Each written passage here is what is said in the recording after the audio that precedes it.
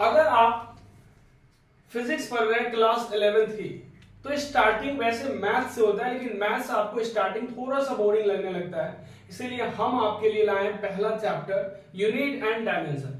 आप अगर 11th में अभी एंटर किए हैं तो आपके स्कूल्स में ये स्टार्टिंग में चैप्टर में यूनिट एंड डायमेंशन जरूर आएगा। आपको यहां से जो बता दूंगा उसमें से आपका 90+% क्वेश्चन वही आएगा जो मैं यहाँ बोर्ड पे बताने वाला हूँ। इसीलिए जो भी मैं बता रहा हूँ उसको सही से आपको नोट्स बनाने हैं और सही से इसको प्रैक्टिस करनी है। ठीक है, आपको लगेगा कि यार फिजिक्स बिल्कुल मजाक से लग रही है। ठीक है, कब? जब आप मेरे साथ जुड़े रहेंगे। और मेरे हौसला बढ़ाने के लिए इस वीडियो को लाइक और सब्सक्राइब करना ना भूलें। तो चलिए हम स्टार्ट करते हैं चैप्टर यूनिट एंड डायमेंशन।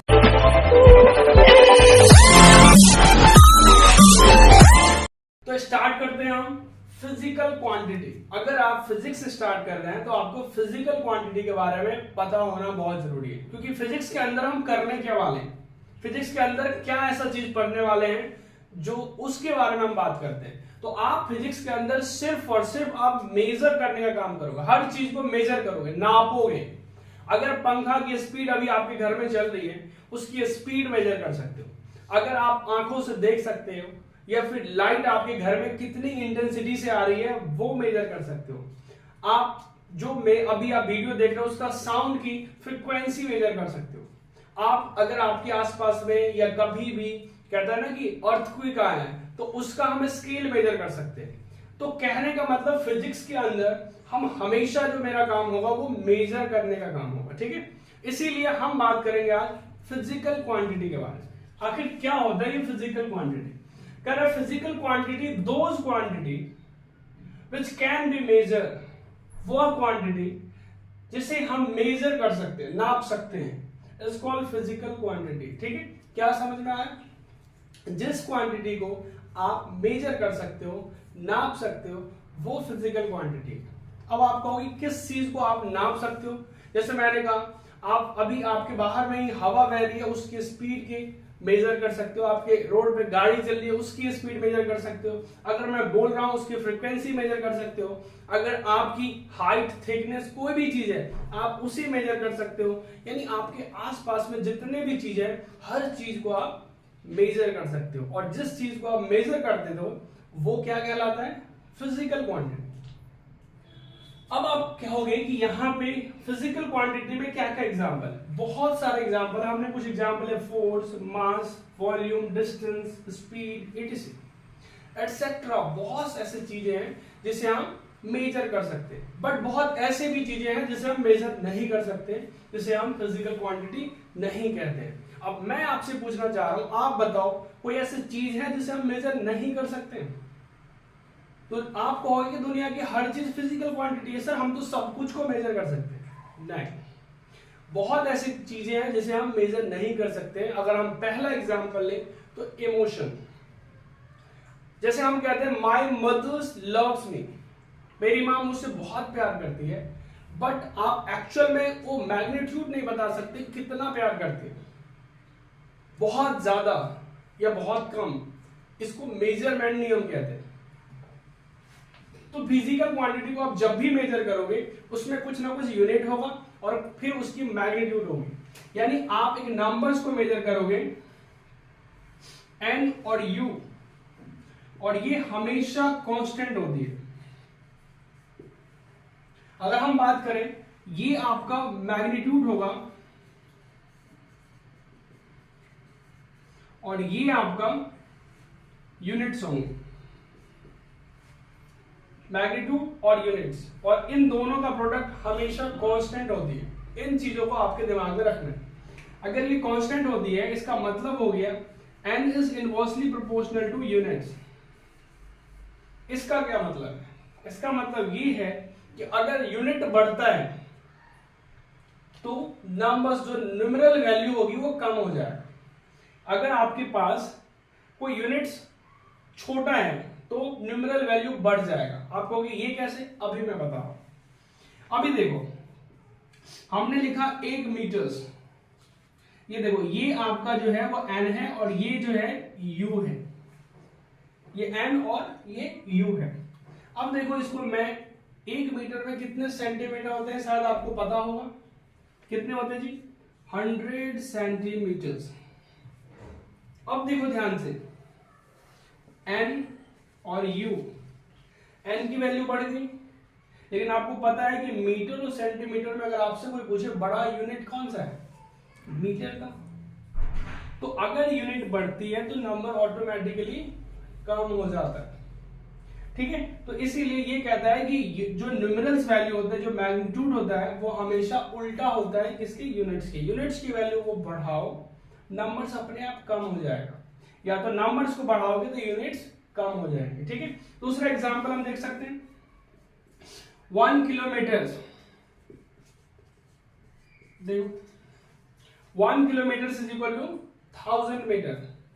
1 जो n है वो छोटा वैल्यू है और ये u है, बड़ा यूनिट्स होते हैं किससे? मीटर से। यहां देखो हमने नंबर्स को बढ़ा दिया तो यूनिट क्या हो गया? यूनिट्स कम हो गया। इस तरीका से आपको इन चीजों के बारे में समझना है। यूनिट्स एंड डायमेंशन में हमने आपको बारे में बताया, मैग्नीट्यूड और यूनिट्स हम आगे देखते जाते हैं, ठीक है। तो अब हम देखते हैं कि types of physical quantity. Physical quantity के कितने टाइप्स होते हैं कि जिसको हम मेजर करने की बात करते हैं। तो सबसे पहले आपको मिलेगा रेशियो। आपको बहुत स्टार्टिंग से, बचपन से पता है कि रेशियो, दो सेम चीज को जब हम रेशियो निकालते हैं तो उसे हम रेशियो कहते हैं। अब आता है कि रेशियो जिसको न्यूमेरिकल वैल्यू ओनली, रेशियो में हमेशा आप देखे होंगे कि न्यूमेरिकल वैल्यू आएगा, उसका कोई यूनिट नहीं होता होगा। जैसे हम एग्जांपल लेते हैं, क्या it has no units, ratio का कोई यूनिट्स नहीं होता, ये हमें स्टार्टिंग से पता है। रिलेटिव डेंसिटी, एक डेंसिटी को दूसरे डेंसिटी के साथ डिवाइड करते हैं तो डेंसिटी के यूनिट्स डेंसिटी के यूनिट को कैंसिल आउट कर देगा तो कोई यूनिट नहीं आएगा। मैं एक्चुअली रिलेटिव डेंसिटी आपको पढ़ा नहीं रहा हूं, मैं आपको बता रहा हूं दो ऐसी क्वांटिटी जिसका रेशियो कैंसिल हो जाएगा, कोई यूनिट नहीं आने वाला है, ठीक है। अब देखो यहाँ पे दूसरा रिफ्रैक्टिव इंडेक्स, आपने अभी 10th क्लास में पढ़ा होगा। Refractive index, speed of light in a vacuum to the speed of light in a medium. ये सी लाइट की स्पीड है, कहाँ की? वैक्यूम की, और ये मीडियम की स्पीड होती है। तो दोनों को जब हम डिवाइड करते हैं तो इसका भी कोई यूनिट नहीं आता है, यही है ना। चलो अब आगे देखते हैं।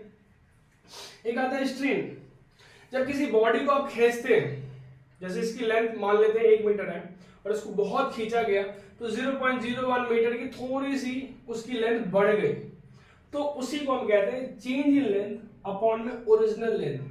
तो इसमें जो खिंचाव आता है ना उसे हम स्ट्रेन कहते हैं। तो यहां पर देखो चेंज इन लेंथ, इसका भी यूनिट मीटर हो सकता है और ओरिजिनल लेंथ उसका भी यूनिट मीटर हो सकता है। मीटर से मीटर कैंसिल हो गया, क्या आएगा यूनिट्स? कोई भी यूनिट नहीं आएगा ना। Angle is a exceptional ratio physical quantity. अब हमने देखा कि अभी तक सबकी बात करें जिसका कोई यूनिट्स नहीं होते। अब आपको कहेगा कि रेशियो में अभी तक आपको पता था कि रेशियो का कोई यूनिट्स नहीं होता, बट एक एक्सेप्शन है, वो किसका? Angle. Angle is exceptional ratio physical quantity have units. Angle एक रेशियो फिजिकल क्वांटिटी है लेकिन उसके पास यूनिट्स होता है। एंगल होता है आर्क अपॉन में रेडियस, इसका भी डिटेल्स हम आगे जानेंगे। आर्क जैसे कि सपोज ये सर्कल बना रहे हैं, एक पार्टिकल ए से बी तक मूव किया तो ये जो लेंथ है ना ये इसको आर्क कहलाता है और ये रेडियस, और ये जो एंगल बनता है उसे हम एंगल कहते हैं। यहां पे देख लो आप थीटा। तो angle is equal to arc upon में रेडियस, दोनों एक लेंथ के फॉर्म में है, बट एक ऐसा एक्सेप्शन केसेस है, आपको पता होगा एग्जाम में हमेशा एक्सेप्शन केस ही आता है, ठीक है। तो इसका एंगल्स का जो है यूनिट्स है वो क्या यूनिट्स होता है? या तो डिग्री होगा या तो रेडियन होगा, बट ये एक रेशियो क्वांटिटी है। इन चीजों को गॉट इट करो क्योंकि most of the competitive exam में एक्सेप्शंस ही क्वेश्चन पूछे जाते हैं। इस वीडियो की मदद से आपका नीट्स और जेईई मेंस ये दोनों प्रॉब्लम आपको सॉर्ट आउट हो जाएंगे, ठीक है।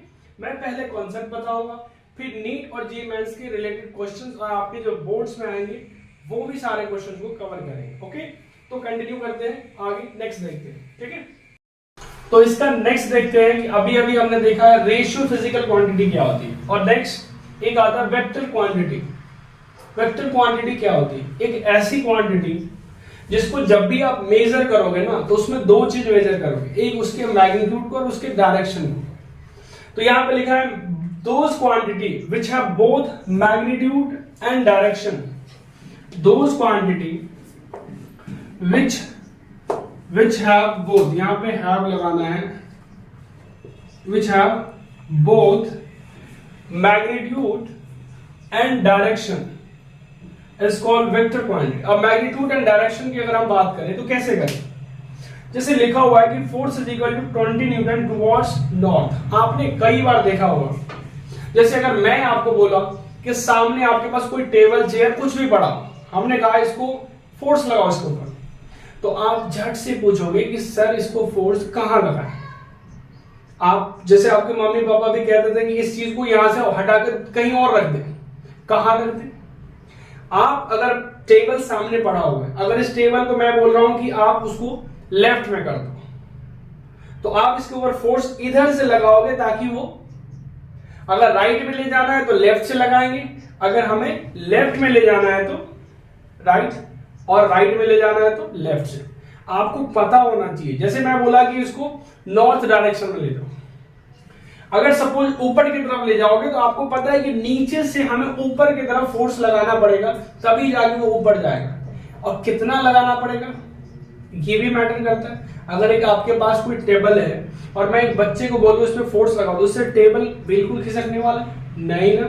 तो आपको उसको ध्यान रखना होगा कि एक अमाउंट होता है, क्वांटिटी होती है जिसको मैग्नीट्यूड कहते हैं। ऐसा करो, इस पे 100 न्यूटन का फोर्स लगाओ, उस पे 1000 न्यूटन का फोर्स लगाओ, तो इसी तरीका की जो वैल्यू बोल रहा हूं उसको मैग्नीट्यूड कहते हैं। और किधर लगाना है, नॉर्थ में, साउथ में, ईस्ट वेस्ट, तो उसे हम डायरेक्शन कहते हैं। ठीक है, तो यहां पे देखो ये जो आपके पास दिया है इसको मैग्नीट्यूड कहते हैं, यहां पे लिखा है ना मैग्नीट्यूड, तो ये आपका हो गया मैग्नीट्यूड,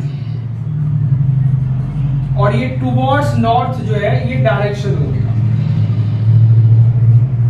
ठीक है, तो एक ऐसा क्वांटिटी जिसके पास मैग्नीट्यूड और डायरेक्शन दोनों होते हैं उसे हम वेक्टर क्वांटिटी कहते हैं। तो देखो, velocity is also vector quantity, displacement is also vector quantity, acceleration is also vector quantity, etcetera. बहुत सारे क्वांटिटी है वेक्टर, क्योंकि वेक्टर एक चैप्टर में ही पढ़ेंगे। जब मोशन इन अ प्लेन जब हम पढ़ेंगे वहां पे वेक्टर की बहुत डिटेल्स पढ़ेंगे, अभी तो बस हम क्वांटिटी के बारे में डिस्कस कर रहे हैं। ठीक है, अब नेक्स्ट देखो स्केलर क्वांटिटी। ठीक, इसका उल्टा, जिसमें सिर्फ मैग्नीट्यूड होगा, डायरेक्शन होगा ही नहीं। एक ऐसी चीज जिसमें हमें डायरेक्शन से कोई लेना देना नहीं होता। फॉर एग्जाम्पल हम बात करते हैं कि आप किसी दुकान पे गए चीनी खरीदने के लिए, चावल, सब्जी, आलू, प्याज, कुछ भी खरीदने के लिए। ठीक है, आप उस दुकानदार को कहते हो कि भैया 1 केजी आलू देना, लेकिन आप साथ में उसको बोलते हो नॉर्थ डायरेक्शन में देना या साउथ डायरेक्शन में देना, ऐसा तो नहीं बोलते। सिंपल आपको ये क्या करते हैं, आलू आपको तौल के दे देता है, उस पर डायरेक्शन से कोई लेना देना नहीं है। तो सेम टू सेम, तो वो क्या है, मास जो है आपका वो स्केलर क्वांटिटी, उसमें कोई डायरेक्शन से लेना देना बिल्कुल ही नहीं होता। ठीक है, तो यहां पे हम लिखते हैं कि those quantity which have only magnitude, जिसमें सिर्फ value but not direction, direction से कोई लेना देना नहीं, इज कॉल्ड स्केलर क्वांटिटी। ठीक है, those quantity, way quantity which have, जिसके पास केवल मैग्नीट्यूड होती है, only magnitude but not direction, जिसमें कोई डायरेक्शन से कोई लेना देना नहीं, इज कॉल्ड स्केलर क्वांटिटी, उसे हम स्केलर क्वांटिटी कहते हैं। एग्जांपल में मास, जैसे हमने लिखा 10 केजी, कुछ भी हो सकता है। डिस्टेंस मीटर में होगा, स्पीड, वॉल्यूम, प्रेशर, एक्सेट्रा, बहुत सारे क्वांटिटी स्केलर है। आपको खुद 5-5 क्वांटिटी का नाम लिख करके कमेंट बॉक्स में भेजना है कि आपको पता है कि स्केलर क्वांटिटी कौन सा है और वेक्टर क्वांटिटी जो मैं दिया हूं उसके अलावा एग्जांपल। ठीक है, तो ये जो टाइप्स ऑफ फिजिकल क्वांटिटी हमने पढ़ा, ये इसी तरह से 3 टाइप्स के फिजिकल क्वांटिटी के बारे में हम पूरे बुक्स में पढ़ने वाले हैं। ठीक है, अब नेक्स्ट देखते हैं, यहां तक आना है।